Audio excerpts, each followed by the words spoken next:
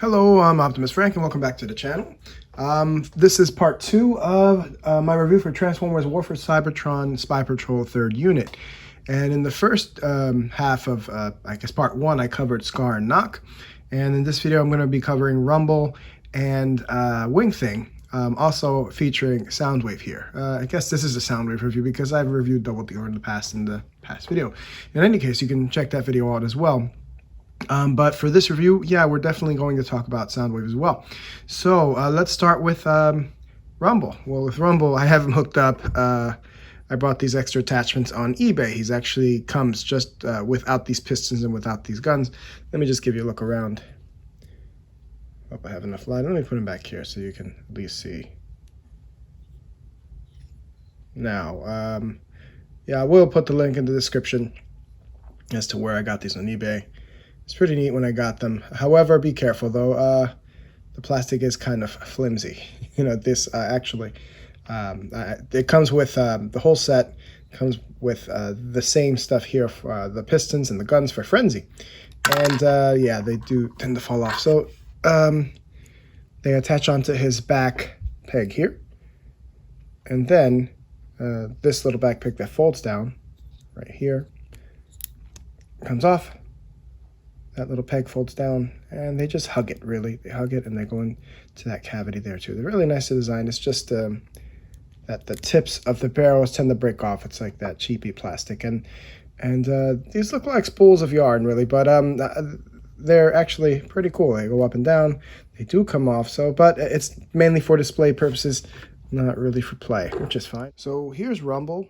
I have them all folded up. I'll transform them and transform them back, I guess. So this is him in this cassette mode. And, you know, what I do like about this line of Spy Patrol is that each of them has their own unique style as far as cassettes go. I don't have a Frenzy, but, you know, he is and I will get him eventually, but he is a remold of Frenzy. It's all of this, but in red. So, yeah, this is cassette style. It's really plain Jane. It's blue, you know, that's all you could say. There's just blue, black, and screwdriver. That's all there is, and rivet. So yeah, oh, you know what, I think I have the leg. There we go. Now that's better. I think that's how you do it. So yeah, now it's even. So to untransform him, you unfold the legs here, move them forward, or twist them forward here. This should be facing front. Unshrug the shoulders down, and here are those pegs. Now as those pegs to put in some blast damage, just like that, or any other damage or blast effect you find on eBay or wherever in the World Wide Web. So here's his detail, his robot detail. He has these trademark cassette holes there, and yeah, these are screws and stuff. But you know, it's funny. I think they made the mold to get the screws to blend in somehow. And you know, it's a nice attempt. I don't know if it works that well, but yeah, it is nice that the screws are kind of a part of the mold here, along with this other hardware. Here's his head sculpt. Some nice little detail there. He's a dark blue. He's a mix of blues, really. He has red and yellow on the shins with silver, and yeah, it's a nice little bot here. And articulation-wise, he can't really, you know, he has no wrist articulation. He can move his shoulders on a ball joint. That's good. His knees do have that bend, 90 degree, just like Knock in part 1. Let's look at Wingthing. Wingthing has more of a fall color to him. Orange, pumpkin color here with some black trim here and some silver. On his other side, you see him much like Scar. The only difference between him and Scar, mainly besides color, is their head sculpt. You know, they have a different head sculpt. Wingthing here has a bigger head mold, more rodent-y and less bat-like. So yeah, to transform him, just unfold his wings. You fold it down, and then you bring out his legs. Oh, the toughest part about him, because his head is bigger, you have to take his head and lean it forward. Or if you want to keep it back, that's fine. But if you want to bring his head forward, you kind of dig your nail here, push it forward, and then you want to get this to snap forward. And yeah, it's kind of tough, but yeah, you can get that. It definitely helps with this tab going from bottom to top, and you can lean him forward, and he gets that angle that you want when you want to put him on a stand or something. So yeah, you can lean him forward like that in mid-flight. Yeah, so this is Wingthing. He has some wing articulation, and he has a nice little paint job in the front. He has a black here, that orange pumpkin color, and he has a nice little face sculpt there. So here he is. Let me stand him up. Now let's transform him back. Very simple. Let me lean him a little bit more forward, and there you go. So, shrug his shoulders up, just like this, super fast. Oh, bring his wrists down. Plug that in there. There's this little tab right here. You can't see it in this light. This little tab right there at the bottom of his feet goes right in here in his wrist or forearm. So it plugs right in there just like that. And you got him back in their tape mode. Bring his head back up like this. Make sure it's flush.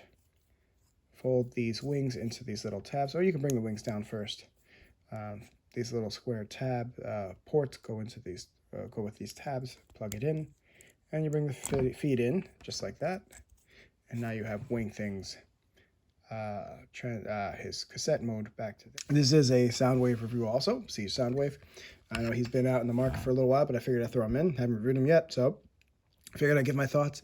I do love his head sculpt. It's one of my favorite parts of his bot mode. And because he's probably one of the very few bots that has light piping here. And, you know, rightly so, he deserves it. He doesn't have that anchor articulation, though. And he's the only bot, I think, in the whole thing that doesn't really have it. Well, maybe he does. It's just on a ball joint. It's not on a hinge like we're used to seeing. So, no, there is there. You know, I didn't think it was there, but it's kind of a... It's kind of a small, I don't know, it's just hardly noticeable. I don't know why I didn't notice it before. And anywho, so he does have that. His head is on the ball joint. His biceps are on a swivel. He has that 360 spin. He can bend at the elbow past 90 degrees, which is great. He has no wrist articulation because they do fold into this gap there. I do like how this hand in particular has that button, I guess, to push up here, just like that. And so there are like 9 different weapons you can put, or 8 different weapons you can put blast effects on. You know, he's heavily armed, and rightly so. Soundwave has so many things. He's Megatron's right hand. He's, I guess, he houses or takes care of his minions. And, you know, he's kind of like Megatron's Black Noir. So giving you a look from the bottom, he has some nice detail on his kneecaps, like the circuitry molding there. He has some nice siege damage down from his feet. He has a lot of siege damage, really. Even under those flaps on the side of his calves, he has a lot of scratch on his chest plate, his glass chest plate there. And yeah, all around, he's a pretty decent looking bot, and I like what they did with him. Veers away from the standard transformation of him being some kind of music system or sound system, and it takes more of a different approach or a different route, and it makes him into this spacecraft that looks like kind of a frigate or something, or frigate. And yeah, that's one thing I you know, they went the extra mile. Well, one can say not the extra mile, but they, you know, I'm just saying they transformed it into something different, which is nice. You know, like I said before, every transformer is with a different transformation is a different experience. So you fold these in. Let me get him into his bot mode. You unfold this, you fold his head in. I think I did not take off this weapon here, but I'll go over that in a bit. You fold this back in. This might be a little tricky, but one of the best parts are the legs. Something satisfying about them. These panels come out. These legs go in. This comes out, and there you go. Now you have like a complete square, you know? So same thing on this side. You know, that's Soundwave in a nutshell. He is a square, you know. Everything about him is a square. His form, his behavior. And also at the same time, he's one of Megatron's most loyal lieutenants, you know. And you know, don't forget, him and his minions took down they took on Devastator of all bots. So yeah, so I just did, I folded in the fists. What you're going to want to do is detach the waist a little bit here. This backpack can move up also, just out of the way. And then yeah, you have multiple hinges here to bring this up. You want to make sure that this is going to be the back of the ship. That's my rule of thumb there. You know, I'm still very new to this. You want to twist the legs, and there are tabs here. You want to make sure they match, they correspond. Then you just push them together just like that. You can fold these flaps back like this. This is supposed to be the cockpit of sorts. Make sure they're nice and tight. And then it's supposed to pretty much look like this. You can snap this little part in just like that. They have these two little, if you can see them, these two little rectangular ports here that go into the bottom part of his hips, and you plug them in. Make sure they're lined up, just like that. And at the same time, these little tabs here have to go under that, so it snaps in real snugly. And then you can work on the arms. The arms are the landing gear, so you want to make sure that you can have these folded out because the landing gear does tab together. So you want to fold this out just like this, and you twist them around until they're lined up. I believe it is like this, and everything does tap together like this here, and plug that in there, and there you have. Oh, almost had it. There you go. Can't be a pain in the butt. You know what? I think it's this shoulder. So let me just bring that in. And there you go. One more try. There. Good. Now, you can take this landing gear, fold it all the way back. Now you can stand. The last touch you want to do is take these little, this little backpack here and fold them out in a diagonal manner. And there you go.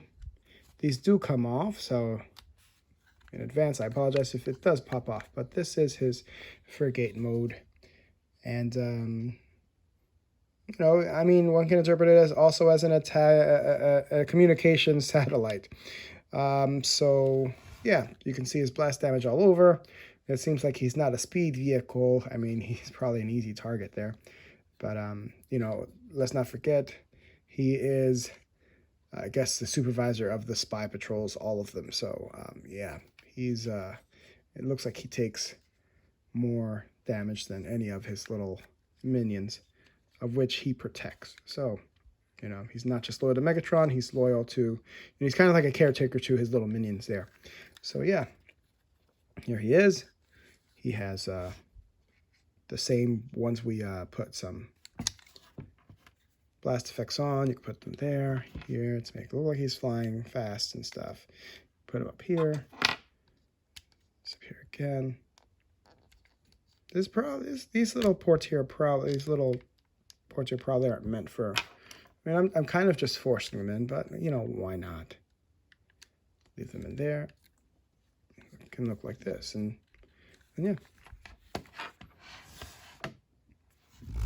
Now you do have. Let me just take this off real quick. Don't want it to be a distraction. This can pop out. Put in any one of his minions there. Oh, you know what? The right way to put it is in the gold first. Now it will close. Yeah. Now he also has this gun here, where you can tab here. This little compartment right there. And that'll do. You know, but let me put him aside before I transform him back and show you what else you can do with him and his minions.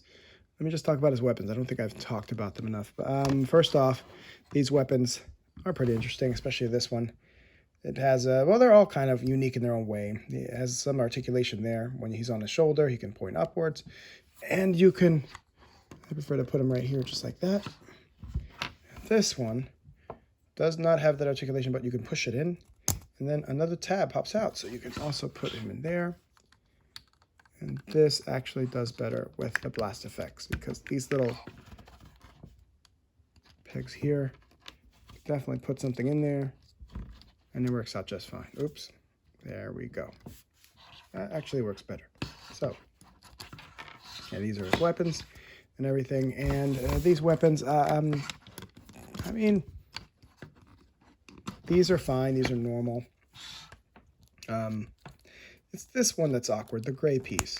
I mean, you snap that up. This little gray piece is awkward. I'm not sure what to make of it. Is it like a sniper cannon? Is it an attachment you put at the end? I'm not sure. It's kind of awkward, though. You can do this. I mean, I guess you'd be creative with it, do what you will with it. This comes in like that. I'm not sure. This is too ridiculous and too long. I actually like it better this way, but I mean, if you want, that's fine. It's just odd. It could be some sort of rocket launcher. I'm not sure, but I find it odd that this little target tab here is on the bottom. So I think this is how he holds it. And I'm not sure what you do with this here. It looks kind of weird. I guess I'd rather he just hold it solitarily like that. And, you know, this little part also fits in his hand. It could be used as a blunt object, which makes less sense to me. It's kind of ugly. But, yeah, these are his weapons. Let's take his shoulders, his little backpack, fold it back in. You can take these and fold them back, just like that. His arms can detach, and they can just fold up right here for now. They usually snap in. This one, for some reason, doesn't really snap in as well. His legs, you can detach them. Oh, wait. What should come first is this little part. Separate that. Bring the panels down. Then you can work on the legs a little better. They're freer. Each of the front of his knees. You take this out just like that. Bring out his foot. Fold this in there. Same for the other side. Just like that. There. Then his waist. It's easier to transform him into his bot mode than it is his vehicle mode or his flight mode. So fold these in, fists fold out, just like this, just like that. And then his backpack, you bring it back here, unfold this little, well, this actually, if you bring it far enough, you're going to see his head. Stick your nail in there or something, try to get it out. There we go. Flips right out. Plug it back in, bring the backpack down. Put that finger there. And now, nice and tight. But here he is in his robot mode. Let's arm him up. Put the shoulder cannon here. You know, he does have some deep ports too. This gun goes here. This gun can go on the side, or he can hold it just like this. It's fine. And here he is, back in his robot mode. Now, one cool thing that I like, I mean, you can do what you will. I mean, you can either take these tabs, because you only have room for one cassette at a time. You know, you can put this in there just like that. But the other ones have these tabs here. Here's Scar. Use him as an example. I'll probably plug them all in, because you can only carry one cassette at a time inside. This is another way to carry his minions. If you like the look, that's fine. I'm fine with it. You know, got to put them somewhere. So, you know, I have this many. All short but two, Rat Bat and Frenzy. One of the cool things I do like about Soundwave is that you can take these out. Kind of like those old school Nokia phones back in the day. You know, these kind of fit like faceplates. You can change his look up a little bit. So you tell me in the comments which one you like. Do you like Rabbit here, which won't go in for some reason? Let me put him in this way. Snap him in. Do you like the Ravage look? But the knock. This purple look here. There we go. It looks purple. Do you like Rumble? I know, he's just blue and black. I said, he kind of blends in the most with Soundwave here. Let's even look at Knock. Here's Knock. You know? Wingthing for the fall. It does have these fall colors. If you want to do it by the seasons, that's fine. Why not? Going all Martha Stewart here on you guys. My favorite, though, would have to be Laserbeak. Laserbeak, I think his color scheme contrasts more with Soundwave. That's just my opinion, but you tell me in the comments which one you think looks better on Soundwave here. I think this one gives him the best decoration here. I don't know. I also like the contours here, the lines. It goes well with the Decepticon symbol. You know, it kind of presents it well. I don't know. This is just my favorite, I guess, cassette to just maintain in there. Looks the nicest to me. So, yeah. So thanks for watching. This has been my review of War for Cybertron Trilogy Spy Patrol 3rd Unit with Rumble and Wingthing. Also, this has been a review of Siege Soundwave, Voyager Siege Soundwave, Voyager Siege Soundwave. Thanks for watching. Again, my name is Optimus Frank. If you like the content on this channel, give a like, subscribe, click that bell for future notifications of content from this channel. Also, let me know what cassette in Soundwave you think looks best. I still think it's Laserbeak. Post your comments. Until next time, take care.